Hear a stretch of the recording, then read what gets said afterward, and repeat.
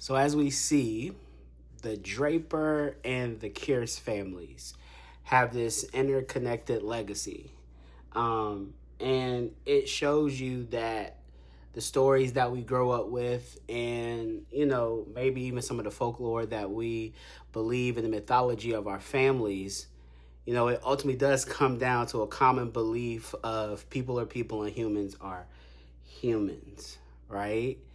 Welcome to the Roots and Branches podcast. I am your host, Daryl Powell, Dr. Daryl Powell, the Sum. This is the only podcast where you can come for family history and leave with a few more family members. Some you may know about and some you may not. Anyway, happy Friday to you all, and thank you for joining. You could be anywhere in the world, but you chose to spend a couple of moments with me. Today's podcast, we are going to dig deeper into the family legacy of the Draper and the Kearse kind of merger, I would say. Is that what you say when families get together? But we'll do some deep diving. There's a lot of research that has went into this over the years. Again, I cannot take credit for most of this research.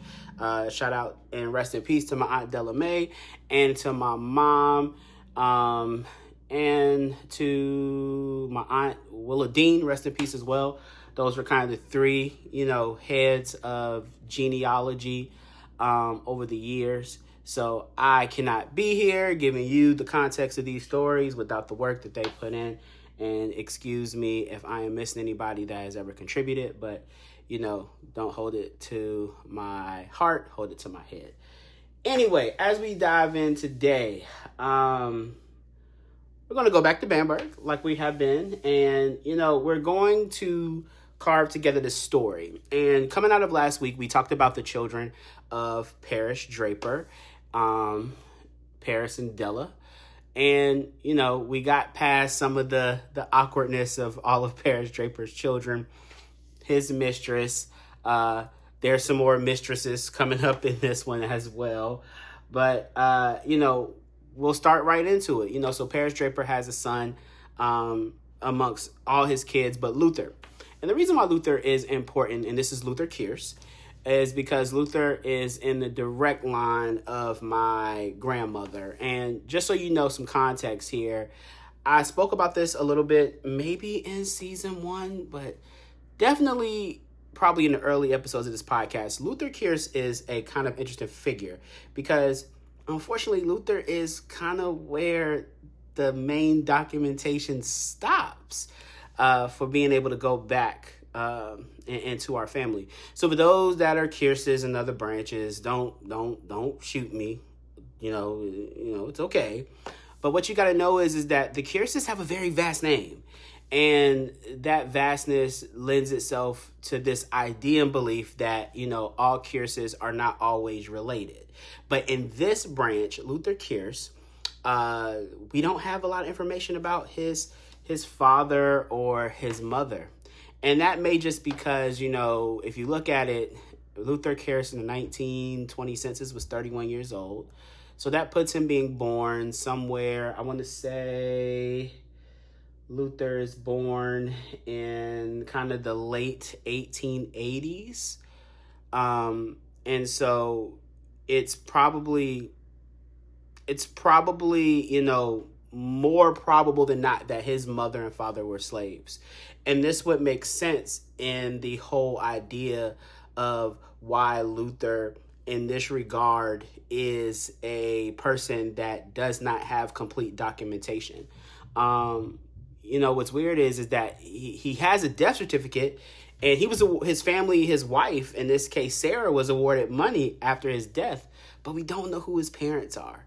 And so more to come on that. We'll do a deeper dive episode towards the end of this season about, what things that my mom is working on and some of the unanswered questions. So we'll put a pin into that.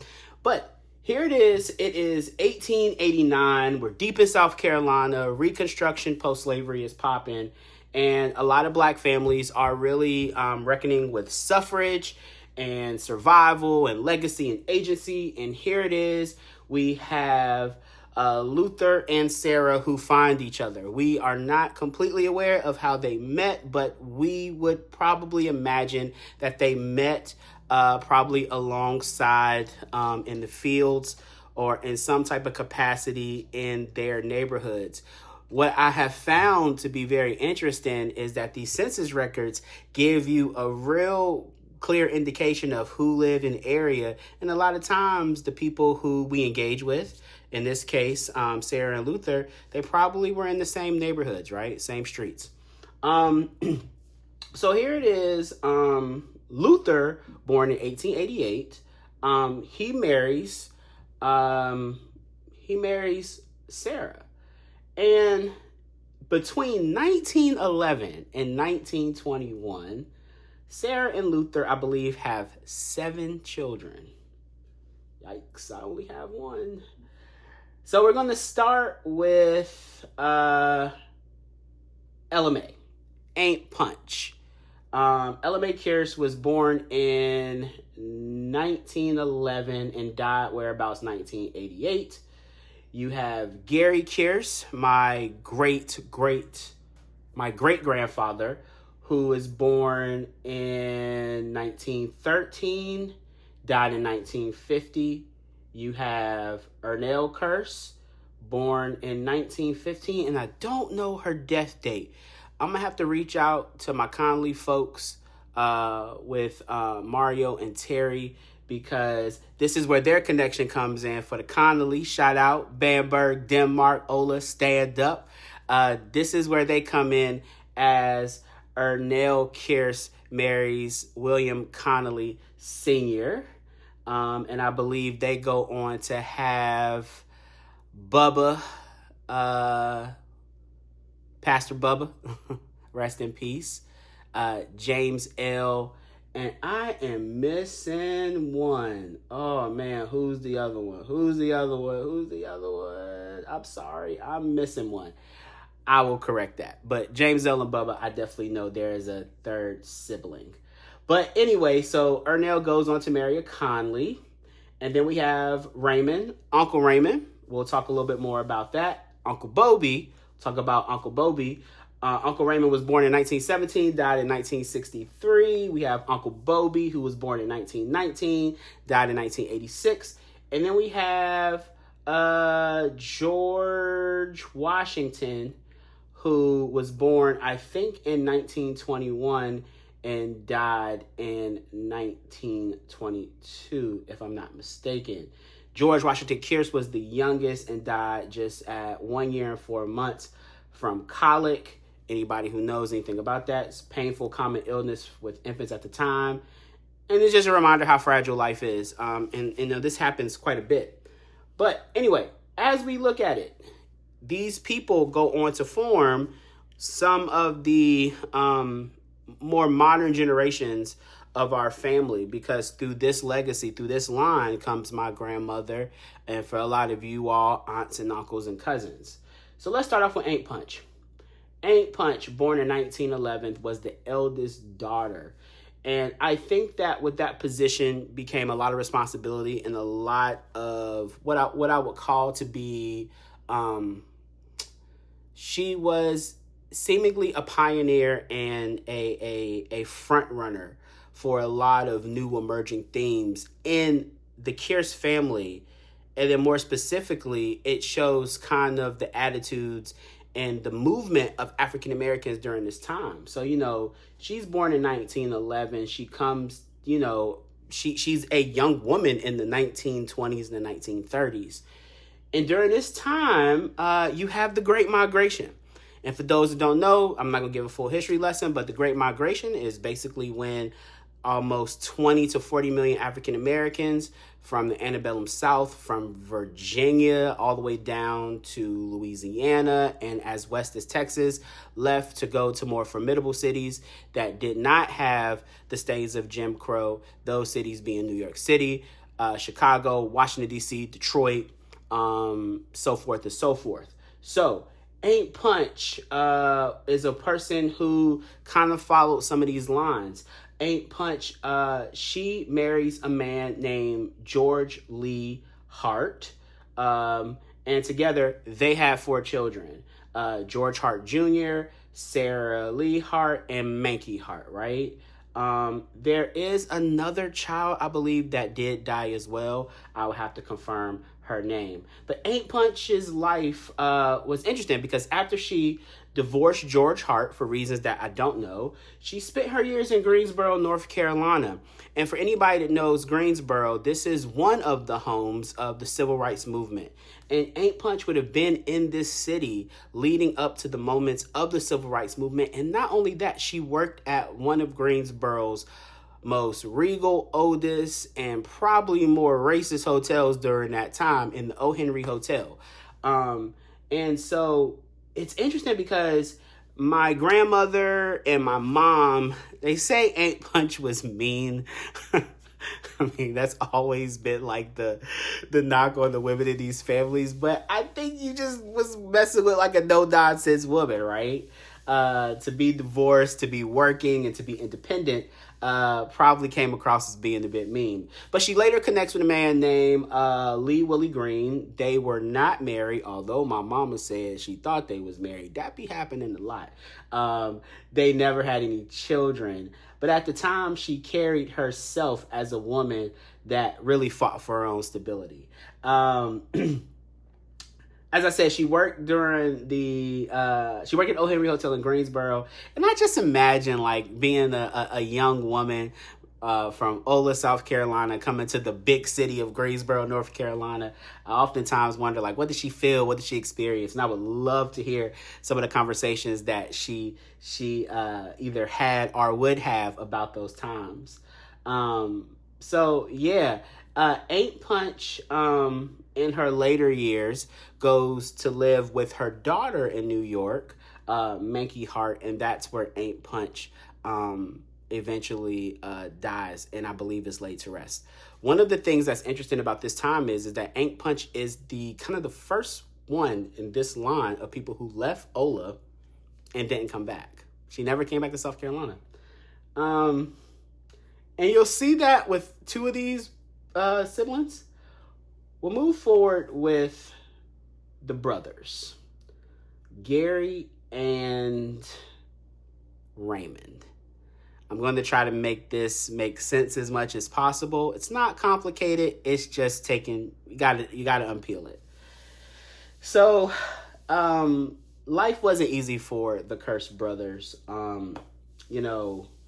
Gary-Kearse, born in 1913, died in 1950, was a man who never left South Carolina, and his reputation was of a man who was a bit of a southern loafer, right? He did not really want to work in the cotton fields, and neither would I.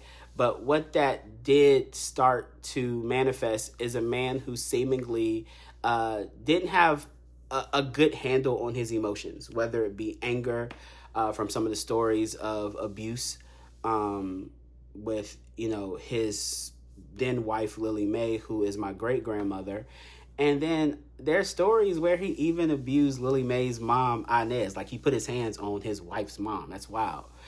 But in fairness, I think that if you ever have the privilege to look at August Wilson's Fences movies or play, you will see that there is this interesting rage of black men in the South where, just the whole weight of Jim Crow and the whole weight of, post-Reconstruction didn't leave a lot of opportunities for these black men, and very, very little opportunities. I mean, you really had 3 options: jail, the military, or working on the farm. And if you were a man that wasn't quite keen on any of those, you probably was seen as a man that loafed, and that could easily turn into a lot of things like drinking and being an abuser. And I'm not justifying it, but I am putting context because I don't know what happened. I can only go off the stories that I'm told and kind of the information that I see. But nonetheless, Gary gets killed in 1950 by his mistress's son while laying in the bed.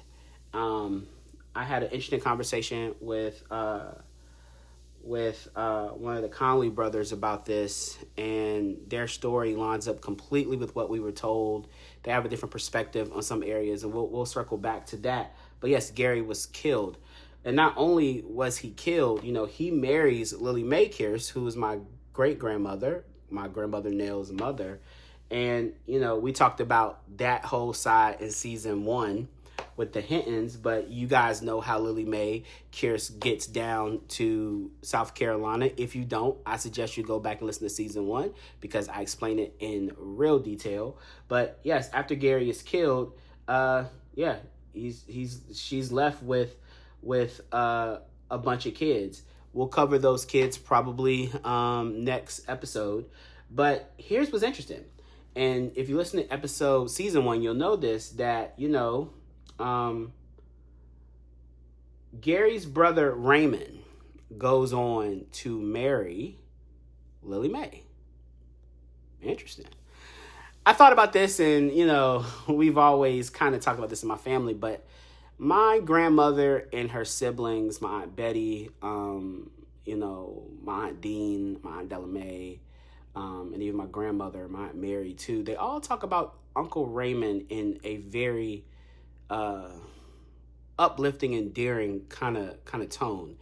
And he seems to me to be a man who took care of business and did the right thing.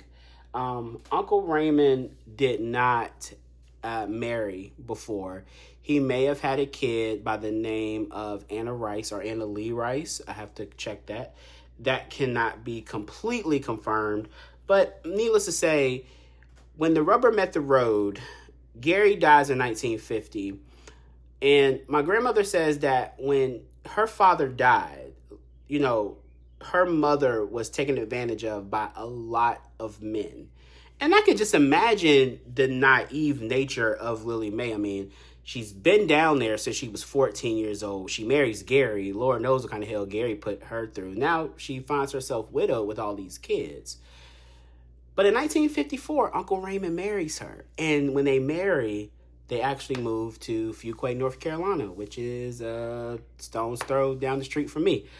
And so I think there's some admiration here that you can look at. This tragic situation with Gary turns out to be kind of a blessing in disguise, where at least for Lily Mae and her children, there's some semblance of a family.